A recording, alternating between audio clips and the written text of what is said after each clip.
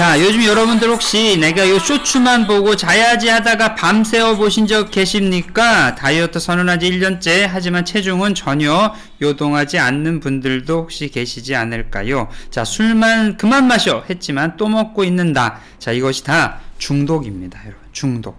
자, 우리가 삶을 살면서 여러 가지 중독에 대한 것들이 많이 있는데, 이 중독은 여러분 개인의 의지가 아니라 습관화된 뇌의 문제라는 거예요. 와우, 중독은 그래서 뇌를 어떻게 바꾸는가, 중독 심리학자의 분야의 최고 권위자이죠. 저더슨 브루어가 밝히는 마음의 작동 원리에 대해서 오늘 함께 나눠보도록 하겠습니다. 안녕하세요. 저는 임대표고요. 임대표의 책잇 아웃에 오신 여러분들을 다시 한번 환영합니다. 자, 여러분, 요즘 주변에 보면 정말 중독 때문에, 그러니까 내가 이걸 그만해야지 생각을 하지만 그렇게 하지 못하는 분들이 너무너무 많습니다. 그것은 사실은 여러 가지 다른 것에 많은 문제들도 있지만 결국은 뇌에 대한 문제라는 거예요. 뇌에 대한 문제라는 겁니다. 그래서 그 문제에 대한 이야기를 오늘 여러분과 함께 좀 살펴볼 텐데요. 오늘 중독의 최고 심리학 분야의 권위자인 우리 저더슨 브루어 박사님이 쓴 책, 바로 중독은 뇌를 어떻게 바꾸는가에 대한 이야기를 함께 나눠보겠습니다. 이 책을 보니까 뭐 잘 아시겠지만 뇌인지 과학자인 정재승 카이스트 교수께서 자기 조절의 뇌과학을 새롭게 정의하는 책이다. 중독에 무모하게 도전하지 않고 현명하게 대처하는 법을 길렀다라고 해요. 여러분, 중독은 무모하게 도전하는 게 아니라 현명하게 대처하는 법이랍니다. 그래서 이 책에 대한 내용들을 한번 좀 살펴보겠습니다. 자, 스마트폰을 그만 손에서 내려놓아야 한다는 걸 알면서도 계속해서 들고 있습니다. 다이어트를 결심하고 음식 앞에서 무너지는 경험을 한 사람들도 있고요. 중독은 오늘날 현대인들의 일생생활에 전반적으로 스며든 보편적인 현상이랍니다. 자, 중독이 없는 사람이 거의 없대요. 신기하지 않습니까? 우리가 생각하면 무슨 알코올, 나는 그 정도는 아니야. 나는 마약, 나는 그런 거 아니야. 이렇게 생각하지만 우리의 삶의 전반적인 부분에 이것이 꼭 들어가 있다라는 거죠. 그래서 중독은 오늘날 현대인의 일생생활에서 정말 우리가 잘 준비하고 하지 않으면 우리를 더욱더 힘들게 만들어진다고 합니다. 그래서 중독 심리학자인 저더슨 브로우는 중독을 단순히 의지력이 부족해, 옛날에 그랬잖아요. 의지를 가져, 더 힘을 내라고 했는데 그것이 아니라 나쁜 습관이라는 거예요. 중독은 습관이다, 이렇게 생각한다는 거죠. 도파민의 보상 회로가 잘못 학습되어져서 뇌가 특정 활동을 할 때 그거에 대한 보상으로 오인을 해서 그 결과 의지와는 상관없이 반복적으로 갈망과 행동으로 이어진다는 겁니다. 그래서 중독은 개인의 도덕적 결함이 아니라 뇌에 학습된 반응의 패턴이다. 너무 중요합니다. 개인의 도덕적 결함, 이 사람이 어디 중독에 빠져 있어. 그러면 이 사람이 어떤 도덕적으로 나쁜 사람이야. 예를 들어 포르노 중독에 빠져 있어, 알코올 중독에 빠져 있어. 이러면 이 사람 도덕적으로 나쁜 사람, 이렇게 하는 것이 아니라 뇌가 그것을 반복적으로 학습을 했기 때문에 그러한 결과가 나온다는 거예요. 그래서 오랜 시간 동안 이것들 임상 경험과 개인의 탐색의 시간들을 통해서 알게 된 것이 뭐냐면, 마음을 제대로 돌보면 뇌가 어떤 일을 하는지를 갖다가 잘 알고 그런 것들을 통찰이라 그러죠. 통찰을 통해서 환자의 삶을 개선하는 데 어떻게 사용되는 것을 본격적으로 탐구하기 시작했다는 거예요. 그래서 개인적인 경험이 계기가 되어서 몸과 마음의 관계를 파헤치다 보니까 스트레스나 이런 모든 것이 면역계에 미치는 영향이 있었다라는 겁니다. 그러니까 스트레스가 많은 사람일수록 중독의 성향이 강하고, 중독의 성향이 많은 사람들은 사실은 봤더니 뇌가 잘못된 것에 학습이 되어져서 그것들로 중독에 빠져 있더라 라고 얘기를 한 것이죠. 오케이, 좋아요. 그래서 어느 날 저자는 손에 한 권의 책이 들려 있었어요. 이게 뭐냐면 마음 챙김의 명상 대부라고 하는 존 카바찐 삶의 모든 것을 받아들이기였다는 거죠. 그래서 이제 이 저자가 이 책을 갖다가 들고 매일매일 명상을 시작했다는 겁니다. 자, 초기 불교의 가르침과 현대 과학의 발견 사원에서 연관성이 좀 있다는 거예요.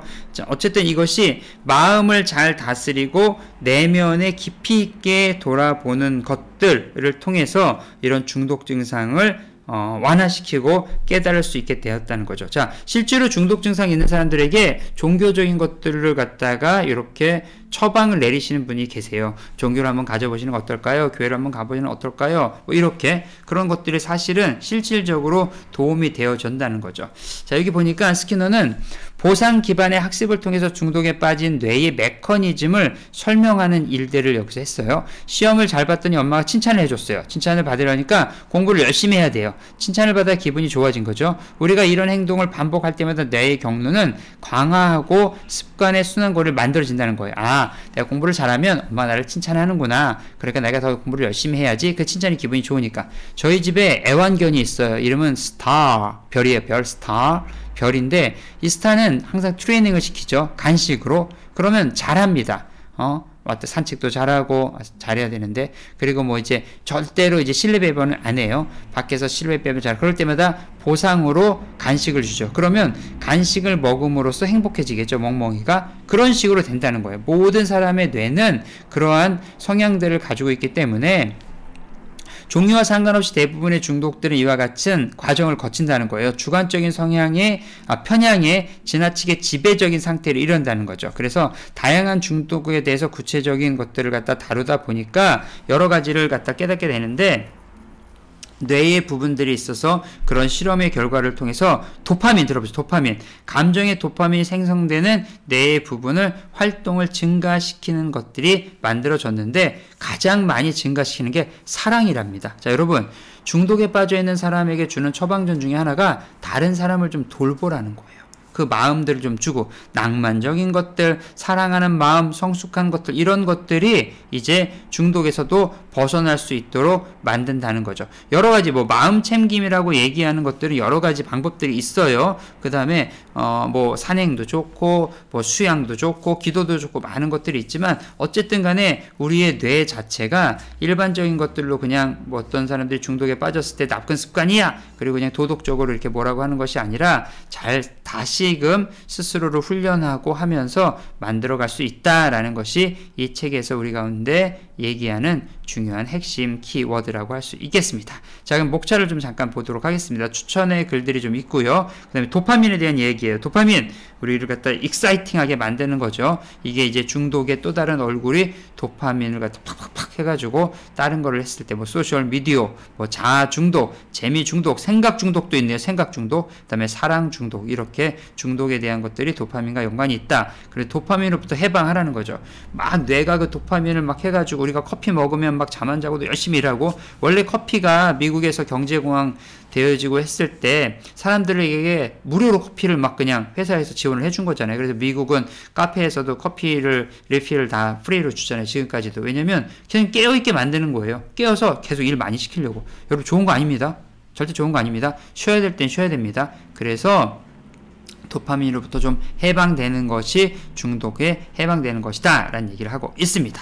자, 그러면 책에 있는 내용들을 좀 한번 살펴봐야 되겠지요. 자, 페이지 48페이지에 있는 내용입니다.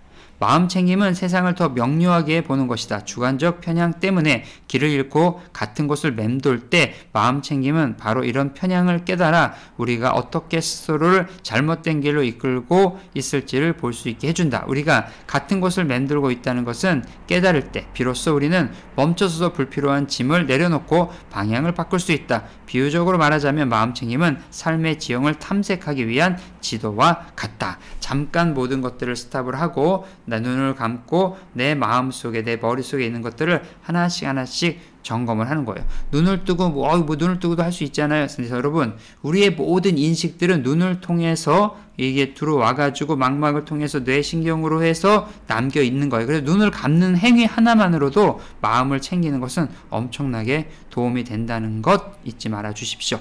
페이지 104페이지에 있는 내용입니다.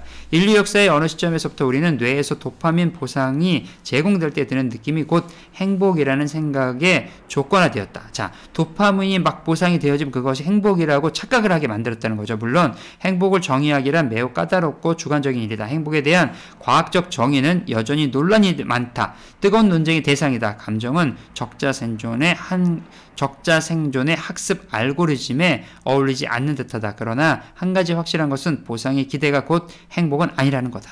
자, 보상을 받는다는 것이 행복과는 동일한 언어는 아니라는 거예요. 여러분 아셔야 돼요. 어떤 일을 해서 그거에 대한 보상을 받아 아가 기분이 좋았다 열심히 회사에서 그러잖아요. 잘한다 그러면 막 그냥 밤새서 일하고 막 내가 어떻게 죽어가는지 모르게 그냥 결과만 좋게 만들어주려고 하는데 그것이 결국 행복은 아니다. 행복과는 다른 의미다라는 것을 얘기를 하고 있습니다. 페이지 210페이지입니다. 생각의 환상에 빠졌던 내가 그랬던 것처럼 우리는 대부분 살면서 고통을 행복으로 착각한다. 고통을 행복으로 착각한답니다. 이것을 어떻게 알 수 있을까? 우리가 우리의 고통을 멈추지 못한 것이 그 증거이다. 스트레스를 받아서 다른 사람에게 화를 내거나 위안을 주는 음식을 먹거나 쇼핑을 한 일이 하루에 몇 번이었던가 소비를 통해 행복을 얻을 수 있다고 선전하는 것은 X를 구매하면 행복해질 것이라고 하는 부추기는 광고들 우리 도처에 널려있다. 이런 유인책의 꽤 효과적인 까닭은 이것이 인간의 타고난 보상 기반 학습 과정, 즉 행동이 보상으로 이어진다. 이를 통해서 다시 미래 행동이 조성되고 강화되는 과정을 활용하기 때문이다.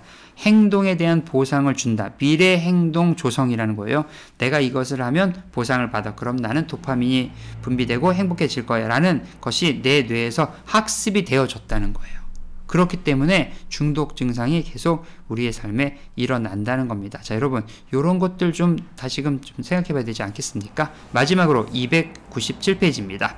마음 챙김을 배움으로써 우리는 도파민 보상을 위해 무턱대고 레버를 누르는 대신에 모든 종류의 행동을 더 신중하게 결정하는 더 깨어있고 사려 깊은 삶의 길을 발견할 것이다. 우리는 얄팍한 흥분만 가득한 삶이 아니라 더 행복하고 건강한 삶을 위해서 우리의 삶을 살아가게 될 것이다 라고 오늘 이 책에서 얘기를 하고 있습니다. 자, 여러분 요즘 어떠십니까?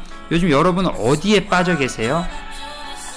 내가 너무나 어떠한 깊이 빠져 있어. 이제 그만해야지 생각하면서도 그렇게 하지 못하는 것이 있다면 여러분들, 여러분의 뇌가 보상을 받기 위해서 끊임없이 여러분을 그렇게 만들어가고 있다라는 겁니다. 그러니까 이제는 잠깐 내려놓으세요. 잠깐 내려놓으시고 그리고 여러분의 마음을 다시 한번 바라다 볼 수 있었으면 좋겠습니다. 오늘 임 대표의 책임 아웃, 중독은 뇌를 어떻게 바꾸는가. 여러분 도파민 중독 조심하셔야 됩니다. 여러분 다시 한번 여러분의 삶을 되돌아보시기를 원하고요. 임 대표는 다음에 또 다른 책으로 여러분을 만나러 오겠습니다. 도움이 되셨다면 구독과 좋아요, 알람 설정 부탁드리고요. 이제 500을 넘어서 600으로 한번 달려가 봅시다. 여러분 화이팅!